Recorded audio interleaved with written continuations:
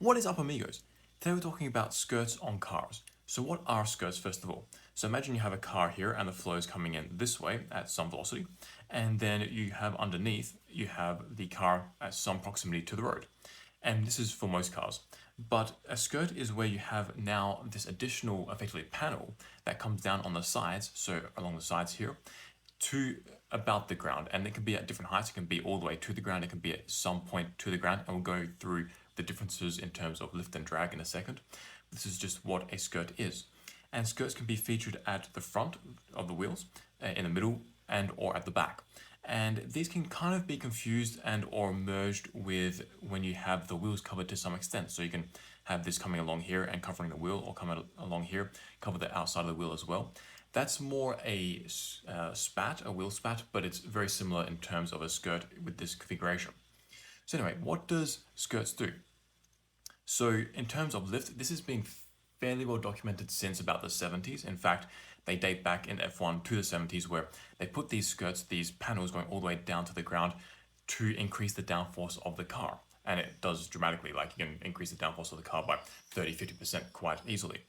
So the way that this works is by extending the edges of the car down to the ground, you can then create a seal where whatever happens under here in the underbody, the flow on the outside is now cut off from the underbody flow.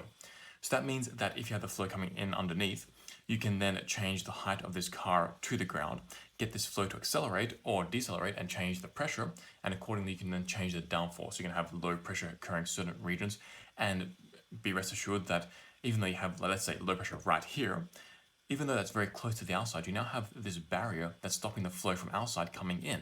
So now you can preserve this low pressure here.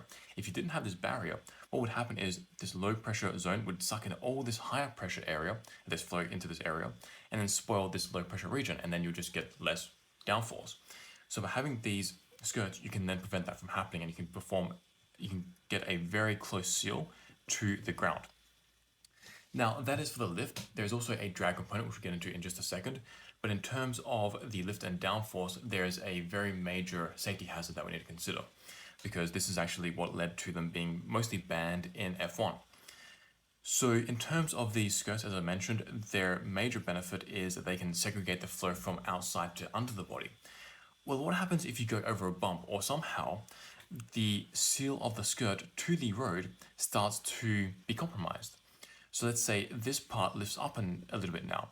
All of a sudden, you can have flow coming in under here, and the low pressure you have here is now non-existent because the low pressure has been equalized with this higher pressure, and now you get a more higher pressure underneath. As a result, the downforce at this point in the car is now reducing, which means that the traction that the rear wheels have, for example, is now different, it's lower, which means that you can't go around corners nearly as fast. And this happens very quickly. So in F1, for example, what was happening is that these cars were going over very small bumps, and as a result, the skirt would then lift off the ground even a few millimeters. That would then severely compromise the low pressure underneath and the downforce, and result in spinning out and even crashes. It was very unsafe. So that is how important a skirt is and how to manipulate it to get a very high downforce and the dangers of it. And that's been known for about 40 years or so, even more. But in the last few years, maybe about the last 3 or 4 years, there have been a few papers investigating the effects on the drag. So in reality, actually, the skirts have quite a beneficial effect on the drag when located around the wheels, particularly if you have them between the front and the rear wheels. So if you have just a regular skirt here between the front and the rear wheels extending down, this usually drops the drag coefficient by about maybe 3% or so. That's the general consensus. And the reason why this drops the drag coefficient by putting them here is that the wake of the front wheels now starts to get broken up. So from the front wheels, you have various vortices and wakes. They get segregated, and the vorticity from the front wheels starts to get dampened by these wheel slats. That means that the flow that the rear wheel is seeing is usually a little bit cleaner and not as turbulent. So that can reduce the drag there. But there's more. So that is just a simple straight slat coming down. What if we angle the slat more like this? So the flow comes from the front wheel, hits this slat that's angled a little bit, and it gets divided as such. Well, this actually then pushes some of the wake and the journey vortex, for example, out, and makes the rear wheel see even cleaner flow. What's more, the wake from the rear wheel starts to devolve quicker, so it can't evolve to begin with, and then it also starts to break down quicker, and that even reduces the drag more. So if you just have a straight flat, as I mentioned, the drag coefficient reductions are about 3% by consensus.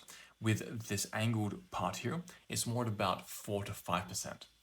So that is the benefits of the skirts, particularly between the front and the rear wheels on the drag coefficient, not just the lift. So that is how the skirts operate in terms of lift and drag.